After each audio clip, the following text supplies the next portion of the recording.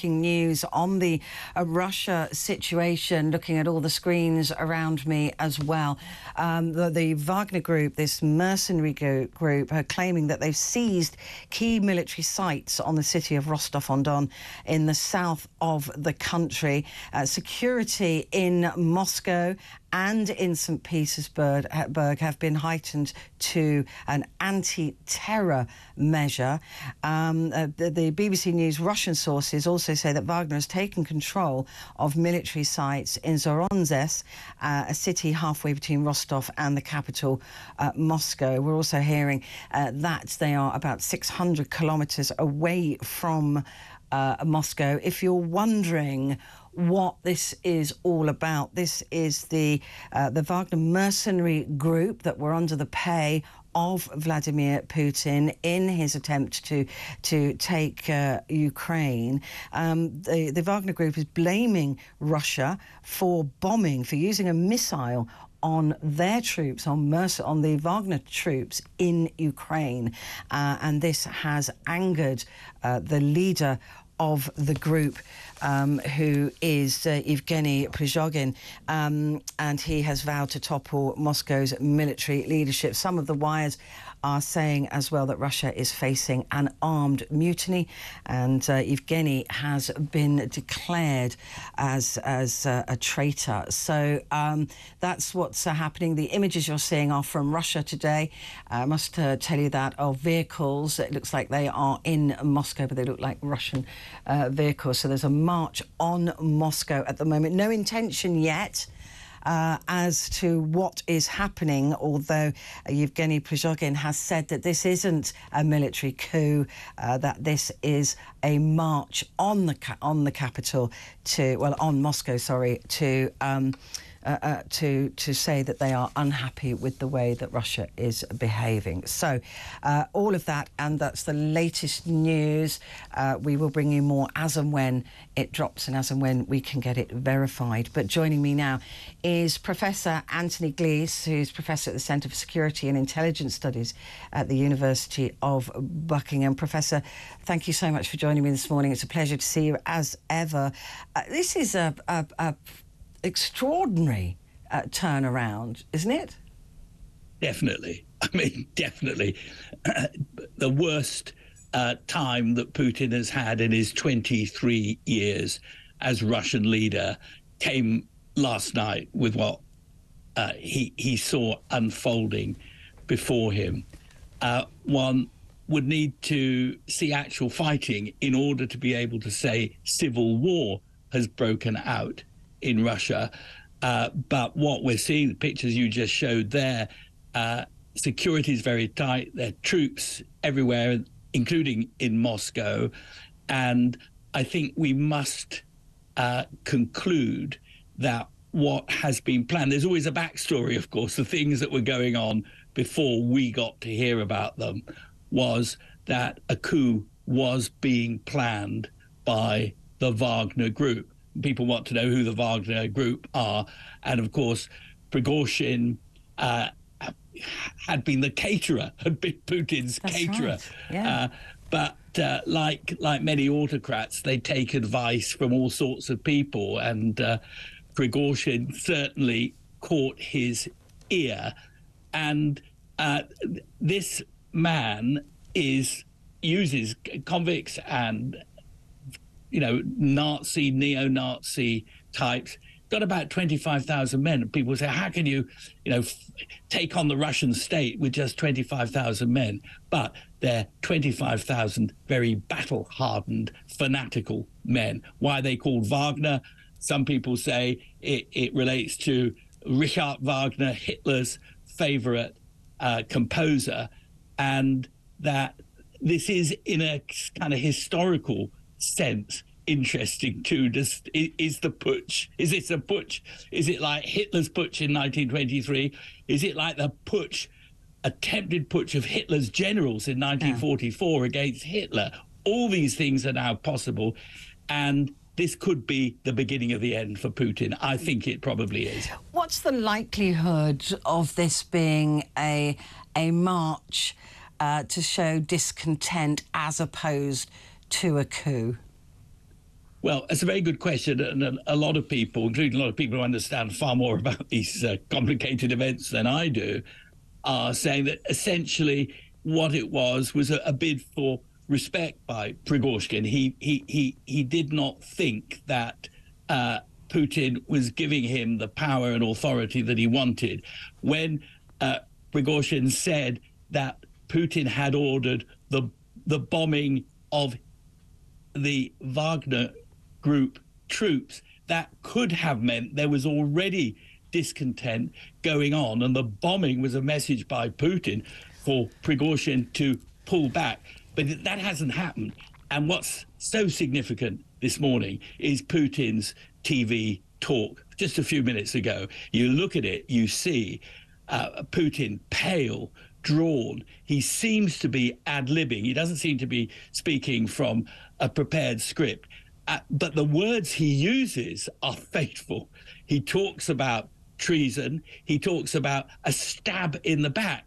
He mangles history, telling the Russian people that the First World War started because of a stab in the back. That's complete nonsense. The stab in the back in the First World War, as far as Germany was concerned, was socialist mutiny. And as far as Russia was concerned, it was the Bolshevik uprising that was the stab in the back. You'd expect Putin to praise it, not vilify it. So a chaotic speech, a rant almost, from a very pale-looking, frightened leader. And we've now got Prigozhin's troops just 300 miles from Moscow. It's not a fight. As far as we can see, it's not a fight. It's not civil war. But it could be a successful march on Moscow, and that will be the end for Putin. I mean, presumably, what Putin has to fear as well is his own men, as they get closer to Moscow, turning and joining the Wagner group, on a march in Moscow. And we've been hearing for some considerable time now that Russian troops are dissatisfied. They're paid very sporadically. Their families are not getting the new fridge or the new car that they were promised, and that they are dissatisfied with Putin. So surely, if we start to see Russian troops joining this procession of Wagner soldiers, then it really will be the end for Putin. Yes, very much so.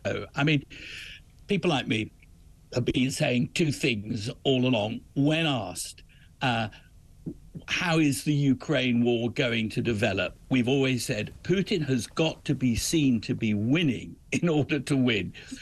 If he's not winning, he's losing. And that observation is, of course, shared by any intelligent Russian watching what's going on TV. Putin is not winning, therefore he is losing that war. And the second thing is that somebody who has the sort of power that Putin holds can only be removed by a putsch, by an armed intervention against him. Again, history shows this. They're not always successful, but history shows this. And there's no doubt that both Putin and Prigozhin know about the history. And I would say this is definitely what Prigozhin is trying to exercise. He's got forces, he's got the power, and if, again, behind the scenes, things have been going on that we don't know about, that ordinary Russian soldiers have actually been turning to Prigozhin. They don't like the Ukraine war. They're being massacred by NATO's superior weaponry, by NATO's commitment that Putin will not prevail. And it would only be natural for them to say, as they said in 1917, we've had enough of this fight. It's a ridiculous fight. We're dying for no reason. And that is not only good news for Zelensky in Ukraine, it's good news for us here in the United Kingdom. Is it, though? Because a power vacuum, particularly in a country like Russia, can be filled very quickly with the wrong kind of person, right? So we have no idea. Putin has not arranged for anybody to be his natural successor, because that would mean that he's one day not going to be president, right? And that's not in his mind. Who is it that takes over? Does this mean that we see a breakup of Russia, the exact opposite to what Putin was trying to achieve by bringing back the old USSR. Do we see a division of Russia? Do we see something really quite globally catastrophic for the country and the people? Well, it is possible that the Russia that Putin wanted to build and is recreate in geographical sense, that Russia will disintegrate. But whatever happens now, it happens in the context of Putin not winning. It happens in the context of Putin not capable of withstanding the massive pressure and power of NATO. So whoever takes over after him, if it's one person, if it's several people, and whatever they do internally inside Russia, that basic truth that they are too weak to take on NATO and the West, that will prevail. So we should see, Ukraine should see much less trouble from Russia in the future, whether it splits up or, you have people like Prigozhin taking over internally. That doesn't really matter very much. They will fume, and it will be what it already is, a rogue state, and it will be a state where crime, organized crime, is rife. Don't forget, the Wagner group fought all over the world, mercenaries fighting all over the world. But that is not necessarily to our short and medium term advantage, and it's a real breathing space for the poor people of Ukraine. If Russia does split up, what along which lines do you imagine that they would Siberia break off as its own state and therefore be supported by China, presumably, or would we see a different kind of division? And it can't be done by us, can it? Because if you look at Bosnia and the forced division of Bosnia-Herzegovina and Serbia and all of those areas, that's a tinderbox waiting to go off because it was forced upon them. So presumably with Russia, whatever happens next has to be at the will of the Russian people. Well, Petrie, that is it's exactly so, and that is a problem to which there isn't an easy or quick answer. I mean, Putin, again, in his rant this morning on television, talked about, the thousands of years of Russian history. And those thousands of years have been about creating a single geopolitical entity out of this vast extent. Not a lot of people in Russia, comparatively speaking, but there's a hell of a lot of territory that is Russian. Yeah. And above all, a massive amount of natural resources that people in Russia want to get their hands on in order to sell. At the moment, they're supplying Putin's bank account, and he's got savings accounts all over the place, including in the Caribbean, as we know. But ordinary Russians, I think, will see a better future for themselves, in some way reintegrated into the community of nations, living by international law, respecting international order, and seeing that the former KGB officer Putin, with his threats, his violence, his lies, and his war criminality, the destruction that he has brought to the people of Ukraine, but also to the people of Russia, that he is a busted flush and that there can be a better way. And we should be doing everything we can, not to intervene or interfere, but to tell the Russian people the story of a better future, better for them and better for us once this... Are we going to do that, though? Because we didn't do that when we had the opportunity before, and that the world would be a very different place had we done that, had the Americans wanted to do that. Well, America is changing too, and goodness knows if President Trump is re-elected in 2024, which I think Putin always felt was a lifeline. I think he thought if he could hang about in Ukraine until Trump was re-elected, then the thing might end happily. But, what Putin has achieved as far as the West is concerned is the precise opposite of what he set out to do. NATO is not only stronger than it has ever been, it is wider and broader than it has ever been. So I think there is a chance that everybody will learn from history, and what you learn from history in this case is, yes, as was the case with Germany after 1945, led in particular by Winston Churchill, because he wasn't prime minister at the time, but he led the fight to say to the Germans, yes, you have been thoroughly beaten, yes, you have capitulated, but together we will build a better Germany. And that message needs to go out to the Russian people, and I hope we're broadcasting that 24/7 so that they will know we want to be their friends, not their enemies. Looking at Putin, still, obviously, we have no intention really of the full extent to what they're planning there, what this march on Moscow actually means, whether the Yevgeny Prigozhin,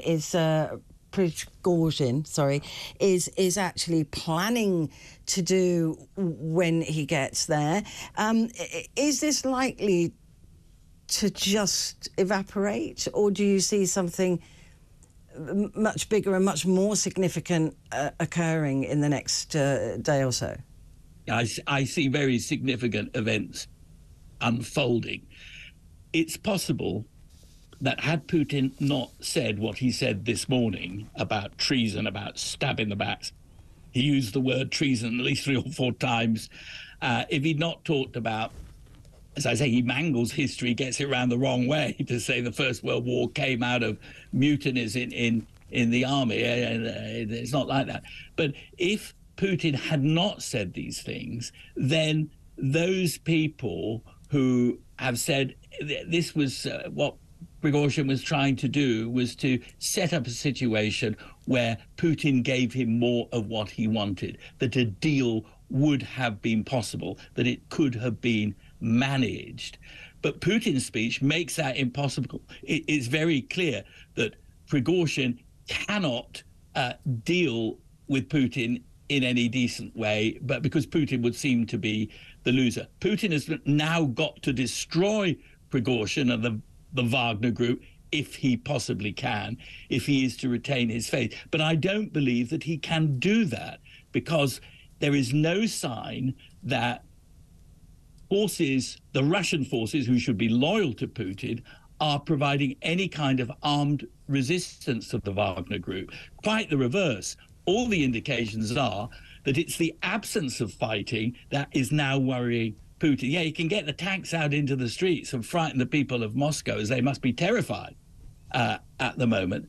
But that is not a sign of strength on Putin's part. It is a sign of weakness. And again, people like me say, look to history, look to the attempted putsch against Hitler in 1944. Again, the only people that could get rid of Hitler were the army, were the generals. Yeah. They tried, but they were cowardly.